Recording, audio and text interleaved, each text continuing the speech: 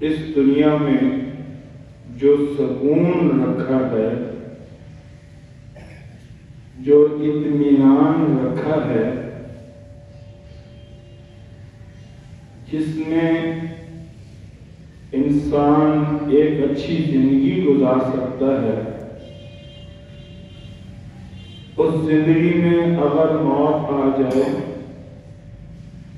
تو اچھی موت آ سکتی ہے،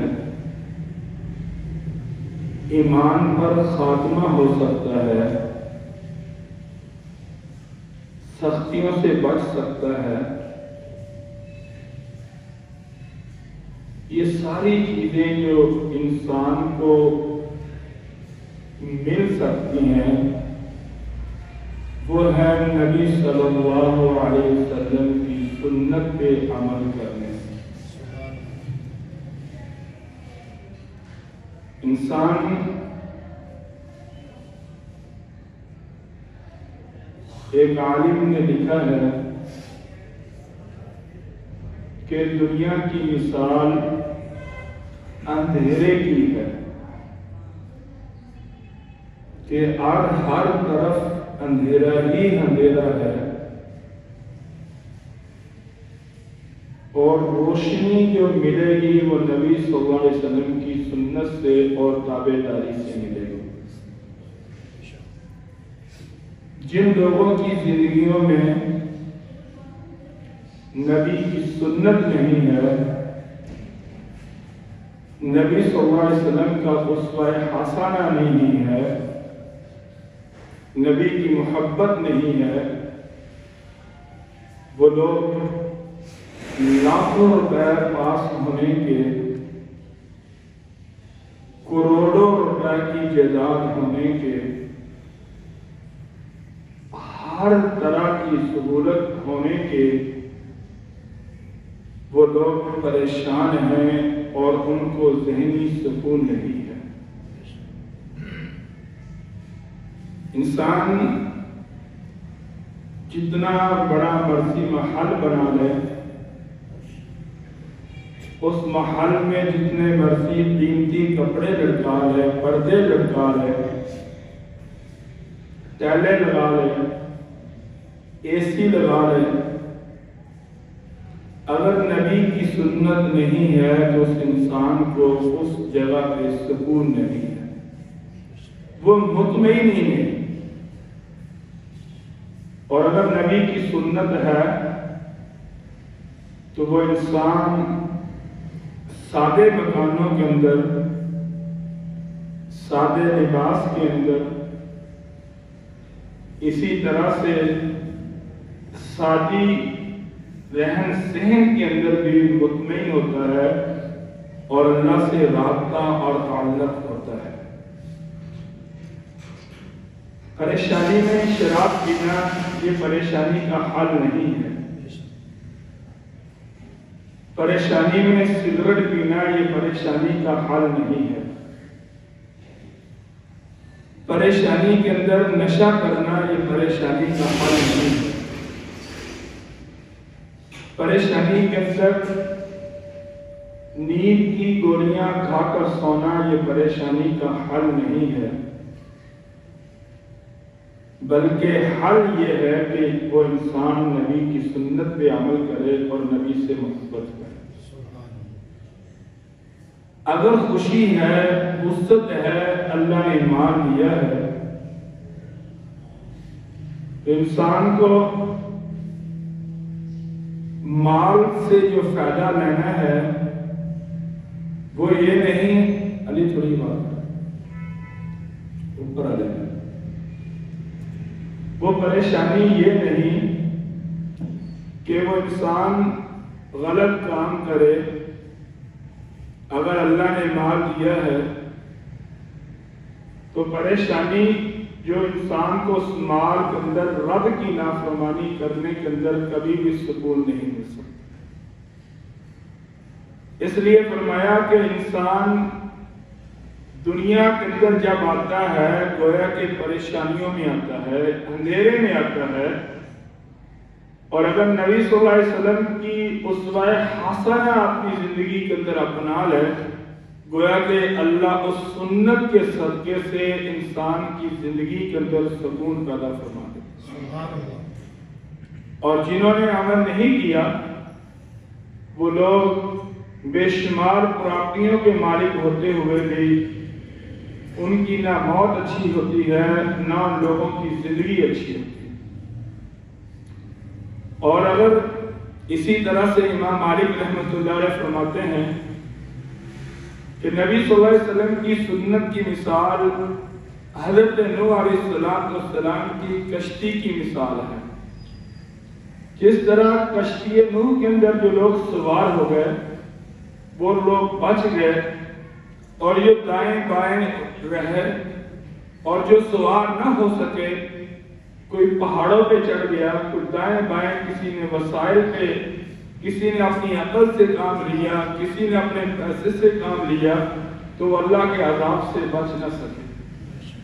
انسان کا پریشانی میں انسان کو مال نہیں نکال سکتا، پریشانی میں انسان کو عقل نہیں نکال سکتی، پریشانی میں انسان کو تدبیریں نہیں نکال سکتی۔ اگر انسان کو پریشانی سے نکالنے کا کوئی حل ہے تو وہ نبی صلی اللہ علیہ وسلم کی سنت ہے، اسوہ حسنہ ہے، اس کے علاوہ کچھ بھی نہیں۔ اور اللہ تعالیٰ نے جتنی تاکید کی ہے نبی صلی اللہ علیہ وسلم کی سنت کی، تم دکانداری کر رہے ہو، نبی کی سنت کو دیکھو، تم نماز پڑھ رہے ہو، اس کے طریقے میں نبی کی سنت کو دیکھو، تم ایک خامد ہو تو خامد نے کس طرح کی زندگی گزارنی ہے، نبی کی سنت کو دیکھو۔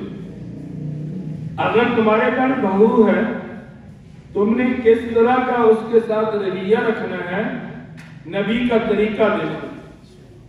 اگر تم تاجر ہو، نبی بھی تاجر تھے، دیکھو میرے نبی نے تجارت میں کیسے کیا کیا۔ اور اگر تم کسی کے ساتھ شرکت کے اندر تجارت کر رہے ہو، اس میں بھی میرے نبی کا طریقہ ہے۔ اگر گھر کے اندر پریشانی ہے، غم ہے، اس میں بھی میرے نبی کا طریقہ ہے کہ جوان بیٹیاں بھی فوت ہوئی، بیٹے بھی فوت ہوئے، رشتہ دار بھی فوت ہوئے۔ اور اسی طرح سے اگر جوانی دیکھنی ہے، جوانی ہے، تو میرے نبی کی جوانی کو دیکھو کہ شرم حیا اللہ نے جسم کے اندر اس طرح کا بھر دیا کہ پوچھا کہ مجھ میں کوئی کمی دیکھی، فرمایا کہ آپ جیسا کامل انسان ہم نے اپنی زندگی میں نہیں دیکھا۔ ایمانت میں، دیانتداری کے اندر، سچائی کے اندر، اپنی ہر پہلو کے اندر حضور صلی اللہ علیہ وسلم نے زندگی گزاری، تو وہ آپ کی جو زندگی تھی وہ اس امت کے لیے آپ کی زندگی اسوہ حسنہ ہے۔ اگر تمہارے گھر کے اندر فاقہ ہے، نبی کو دیکھ لو۔ صحابہ کرام رضی اللہ عنہ کہتے ہیں کہ یا رسول اللہ صلی اللہ علیہ وسلم کئی دن سے ہم نے کچھ نہیں کھایا،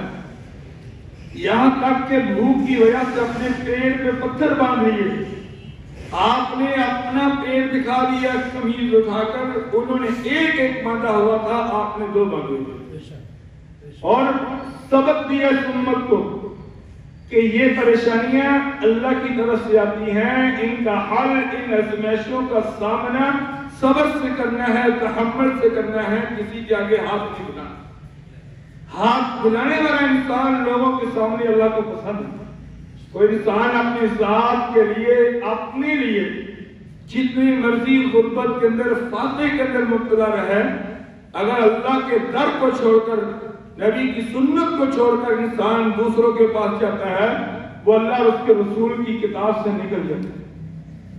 میرے بھائیو، ما آتاکم الرسول فخذوہ وما نہاکم عنہ فانتہوا، جو تمہیں نبی دے اس کو لے لو، جس سے نبی روکے اس سے رک جاؤ۔ ایک عورت آئی ایک صحابی کے پاس، کہا کہ سنا ہے آپ کہتے ہیں کہ عورتیں کپڑے کے بغیر باہر نہ نکلیں، اور اسی طرح سے عورت زیب و زینت جو ہے وہ زیادہ اختیار کر کے بازار کے اندر نہ جائے، سادگی کے ساتھ بازار میں جائے۔ تو کہا ہاں میں کہتا ہوں اور میں نے نبی سے سنا ہے۔ تو کہنے لگے کہ دلیل کیا ہے؟ کہا ما آتاکم الرسول فخذوہ وما نہاکم عنہ فانتہوا، کہ جو تمہیں اللہ کے رسول نے دیا اس کو لے لو اور جس سے تمہیں روکا اس سے رک جاؤ۔ آپ صلی اللہ علیہ وسلم باہر نکلے، دیکھا کہ مرد عورت اکٹھے جا رہے ہیں۔ آپ نے آسمانوں کی طرف دیکھا اور کہا یا اللہ یہ علیحدہ علیحدہ ہو جائے، یہ تو ماحول اچھا نہیں ہے۔ اللہ نے قرآن اتارا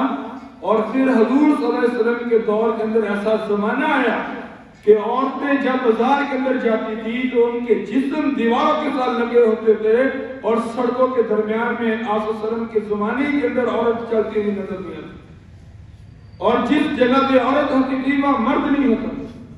اور جس جگہ پہ مرد ہوتے تھے وہاں عورت نہیں ہوتی۔ یہ قانون بن گیا اور انہوں نے عمل کیا، اللہ تعالیٰ نے ان کو کامیاب کیا۔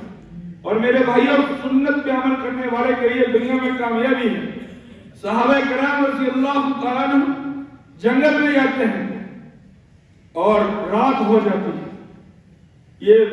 حدیثوں میں لکھا واقعہ، کتابوں میں لکھا ہے کہ جب رات ہوئی تو اعلان کیا صحابی نے کھڑے ہو کر کہ جنگل کے جانوروں، آج نبی کے سنت کے تابع داروں نے اس جنگل کے اندر رات گزارنی اور ان کے لیے اس جنگل کو خالی کر دو۔ لکھا ہے کہ شیر اپنے بچے لے کر جنگل چھوڑ کر جا رہا ہے، سانپ چھوڑ کر جا رہا ہے، ہر طرح کے جانور چھوڑ کر جنگل کو جا رہے ہیں۔ اور یہ ملکہ صحابہ کرام رضی اللہ عنہ کو ملا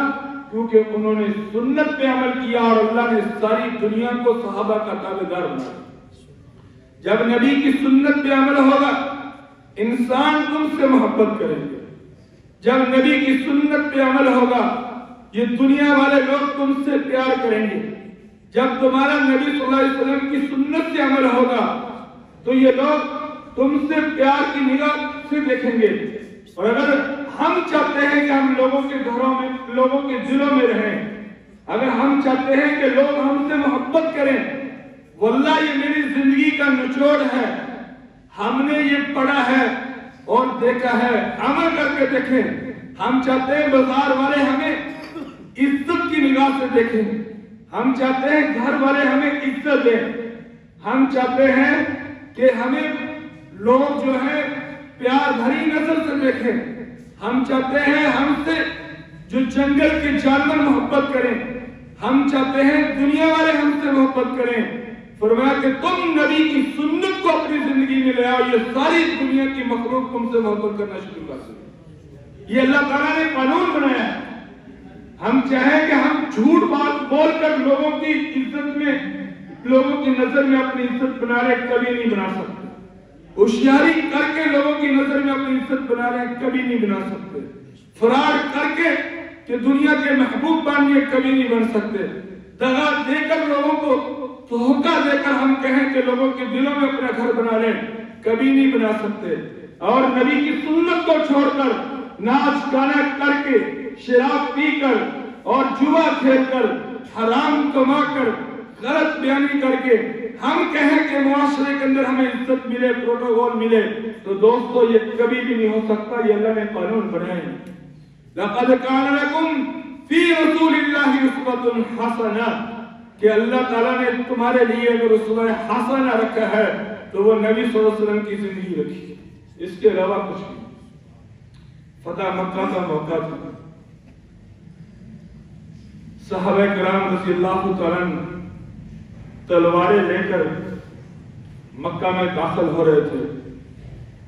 اللہ نے حکم دیا کہ اب لڑنے کا موقع ہے، اب یہاں جنگ لڑی جائے گی، اس لیے تمہارے لیے بہترین جو اللہ اور اس کے رسول کا حکم ہے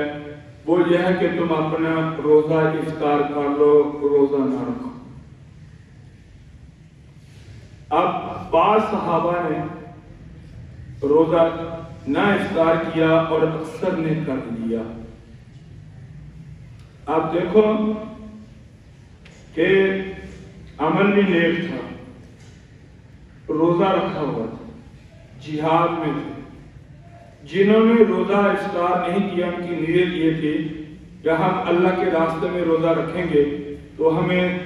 70 سال جو جہنم سے دور ہو جائیں گے. یہ نیت تھی اور یہ فضیلت ہے کہ جو آدمی اللہ کے راستے میں ایک روزہ رکھتا ہے گویا کہ وہ 70 سال کی مسافت جہنم سے دور ہو جاتا ہے. اس لیے افطار، لیکن نبی اور اللہ کا حکم یہ تھا کہ روزہ افطار کر لو. اللہ نے اسی وقت حضور صلی اللہ علیہ وسلم نے وحی نازل کی اور کہا کہ یا رسول اللہ صلی اللہ علیہ وسلم ان لوگوں کو کہہ دو کہ تم نے یہ روزہ افطار نہیں کیا،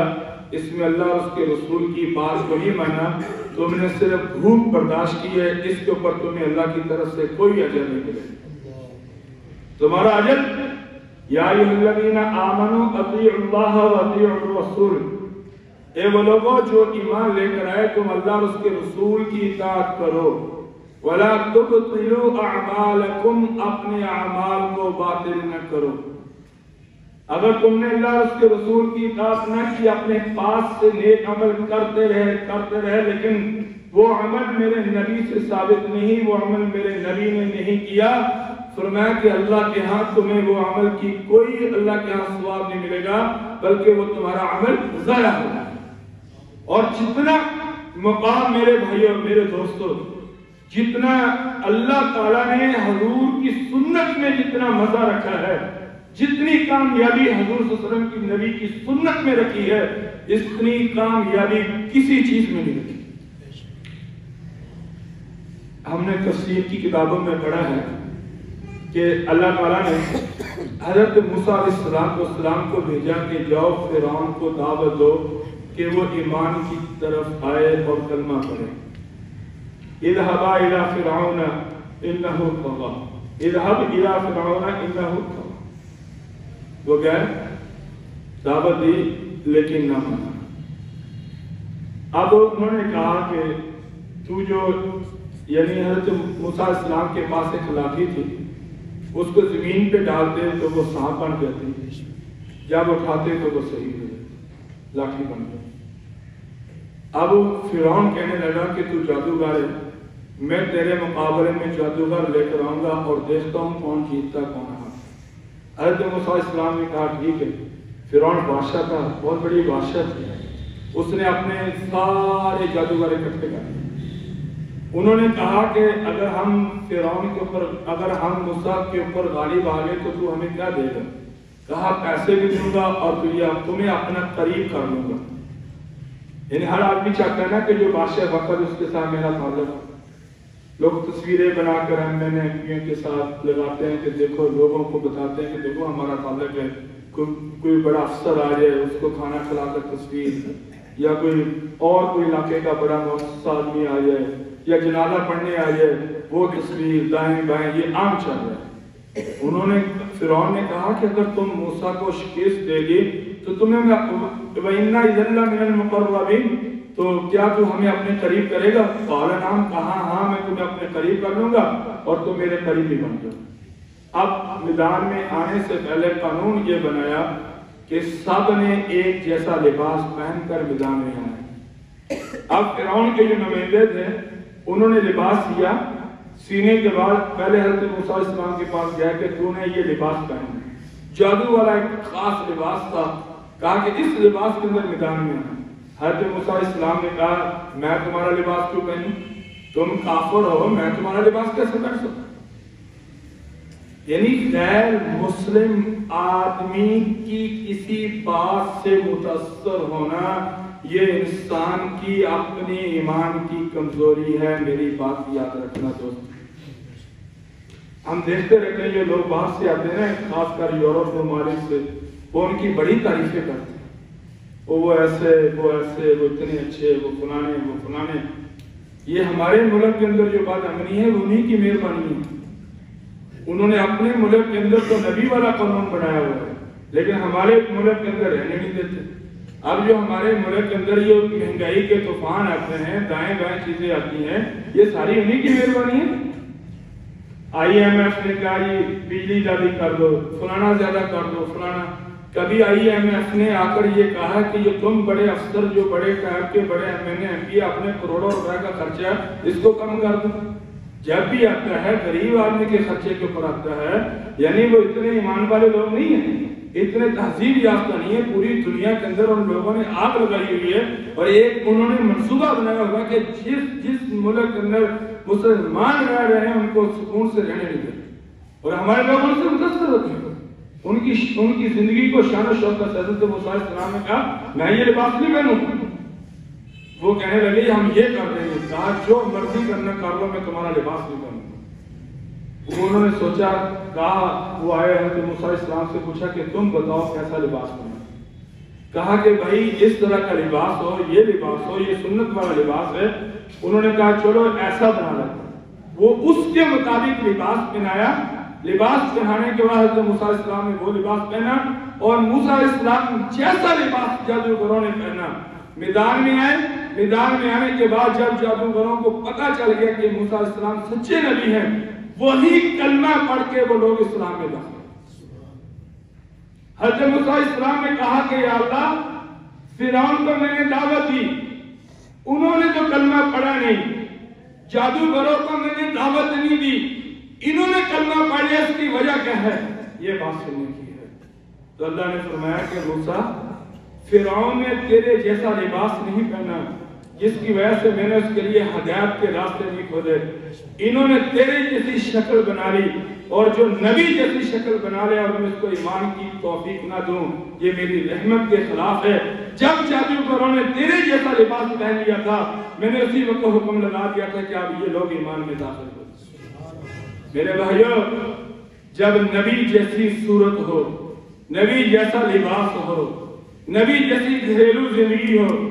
نبی جیسی بازاری زندگی ہو، نبی جیسی تجارت والی زندگی ہو، اور نبی جیسی نیند ہو، نبی جیسی انسان کی صبح کو اٹھن ہو، نبی جیسا بیٹھن ہو، نبی جیسا کھانا ہو، نبی جیسا بیٹھ کر کھانے کا سنت طریقہ ہو، اور نبی جیسی سنت ہو، تو میری بات یاد رکھنا، اس وقت زندگی میں سکون ہوگا، زندگی میں بے سکونی والی زندگی میں بندہ مطمئن ہوگا۔ حضور صلی اللہ علیہ وسلم کے اوپر حد سے زیادہ بخار ہوا، لیکن آپ صلی اللہ علیہ وسلم نے کبھی اللہ کا شکوہ نہیں کیا اور بلکہ مسکراہٹ سے زندگی بسر کی۔ آپ صلی اللہ علیہ وسلم کے اوپر فاتح آئے، کبھی اللہ کے سامنے شکوہ نہیں کیا بلکہ ہمیشہ ان فاتحوں کو مسکراہٹ سے قبول کیا۔ آپ صلی اللہ علیہ وسلم پہ راحت آئی، اس راحت کے اندر اللہ کے سامنے جھکے، اور مال وافر مقدار میں آیا لیکن اللہ کی نافرمانی نہیں۔ میں تو دیکھتا ہوں، میرا تو تجربہ ہے کہ یہ لوگ غریب ہوتے ہیں کہ جب ان کو کوئی نوکری مل جائے یا ان کی تجارت میں اضافہ ہو جائے یا ان کی دکانداری چل جائے یا ان کو اللہ کافی سارا مال دے دے، اللہ کی قسم سب سے پہلے وہ جو کام کرتے ہیں وہ اللہ کی نافرمانی کرتے ہیں، وہ نبی کی سنت کو چھوڑتے ہیں۔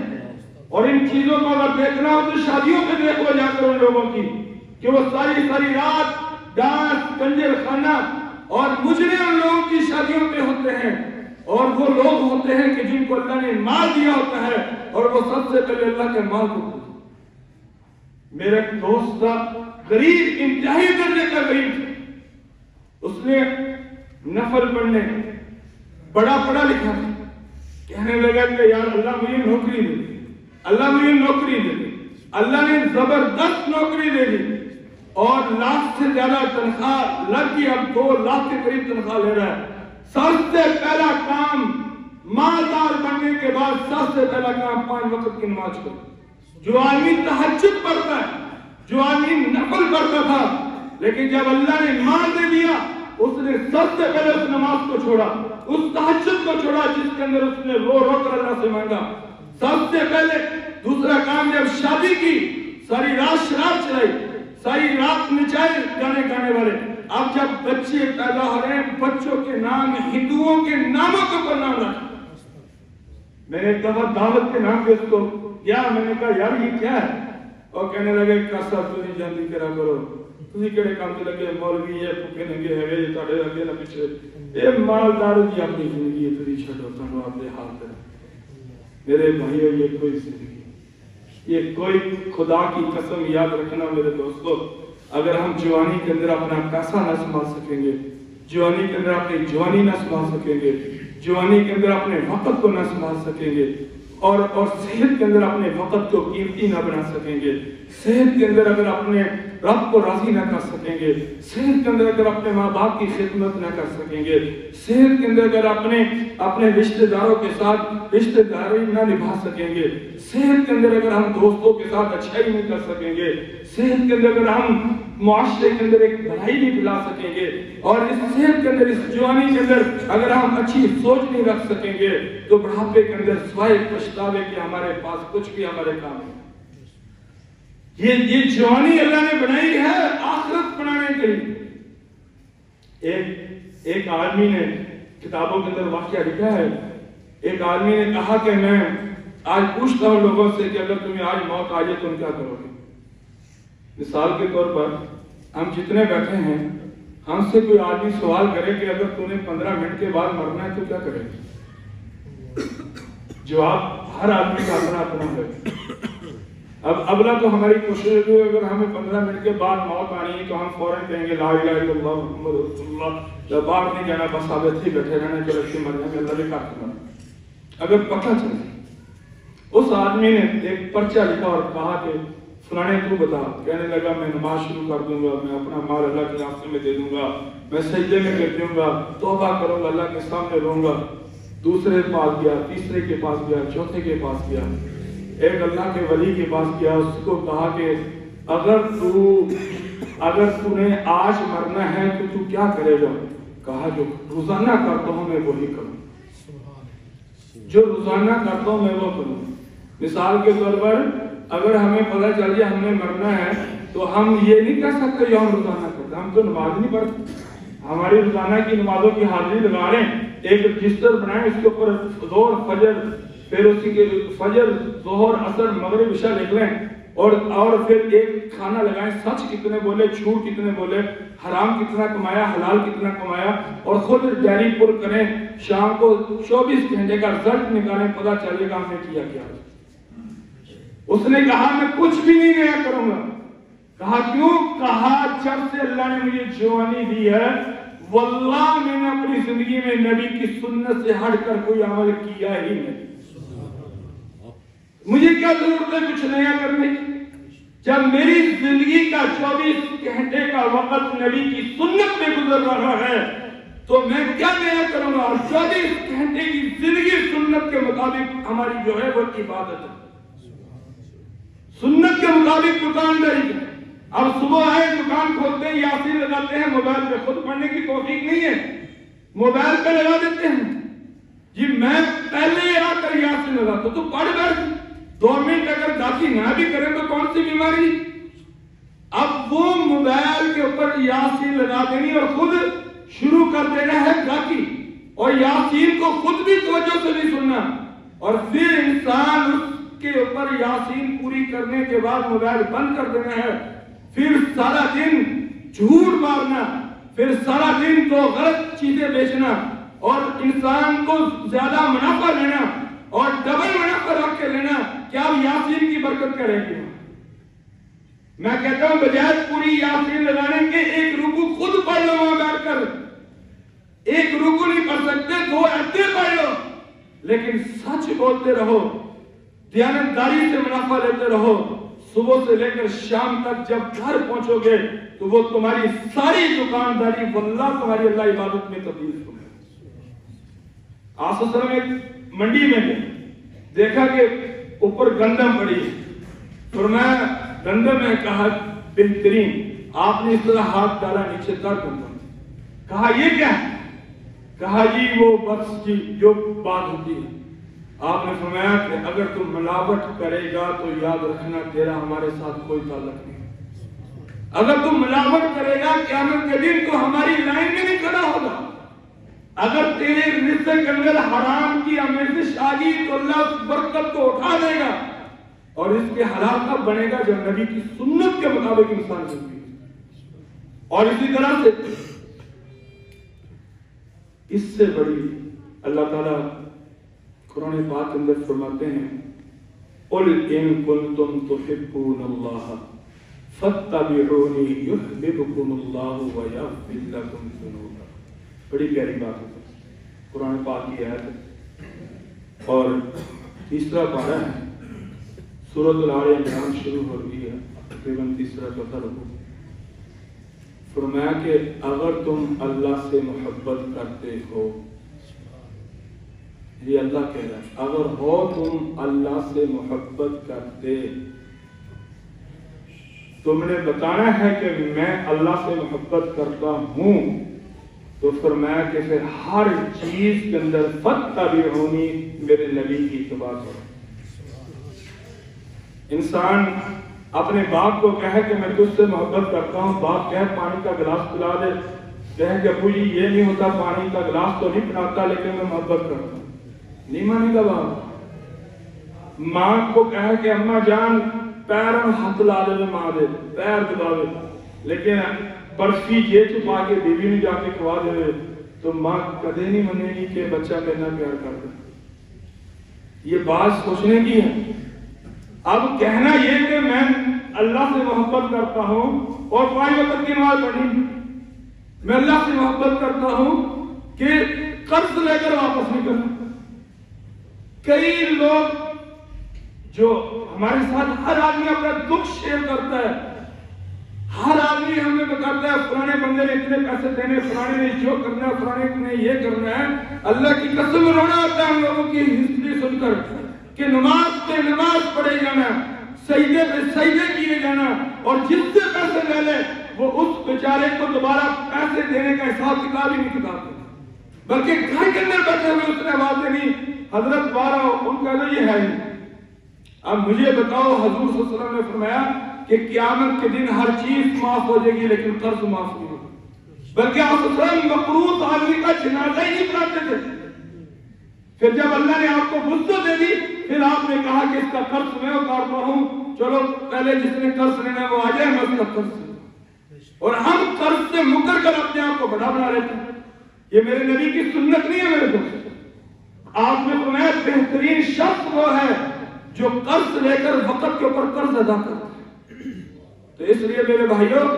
فرمایا کہ تم نبی کی اتباع کرو، جب نبی کی اتباع کرو گے تو اللہ کی طرف سے پہلا انعام جو ملے گا، فرمایا یحببکم اللہ ویغفر لکم ذنوبکم، کہ اللہ تم سے محبت کرنا شروع کر دے گا اور تمہارے گناہوں کو معاف کرے گا۔ وَمَن يُطِعِ اللَّهَ وَرَسُولَهُ فَقَدْ فَازَ فَوْزًا عَظِيمًا، یہ قرآن کہہ رہا ہے فَقَدْ فَازَ فَوْزًا عَظِيمًا، اللہ قسمیں اٹھا کر کہہ رہا ہے کہ جس نے اللہ اور اس کے رسول کی اطاعت کی، اس کی سنت پہ عمل کیا، اللہ کی قسم وہ آدمی پکا کامیاب ہو کر اس دنیا سے جائے گا۔ ایک جگہ فرمایا وَمَن يُطِعِ اللَّهَ وَالرَّسُولَ فَأُولَٰئِكَ مَعَ الَّذِينَ أَنْعَمَ اللَّهُ عَلَيْهِم مِّنَ النَّبِيِّينَ وَالصِّدِّيقِينَ وَالشُّهَدَاءِ وَالصَّالِحِينَ۔ جس نے اللہ اور اس کے رسول کی اطاعت کی، اللہ اس کو قیامت کے دن ان لوگوں کے ساتھ کھڑا کرے گا جن پہ انعام کیا۔ وہ لوگ کون ہوں گے؟ فرمایا نبی ہوں گے۔ وہ لوگ کون ہوں گے؟ فرمایا صدیق ہوگا۔ فرمایا وہ لوگ شہداء ہوں گے، اور وہ لوگ اللہ کے ولی ہوں گے۔ باقی انشاءاللہ اگلے جمعے سنت کے فائدے، ہم وضو کریں گے کیا فائدہ ملے گا، ناک میں پانی ڈالیں گے کیا فائدہ ملے گا، تو یہ انشاءاللہ اگلے جمعے اس کے اوپر بحث ہوگی۔ اس سے پہلے ایک چھوٹی سی بات،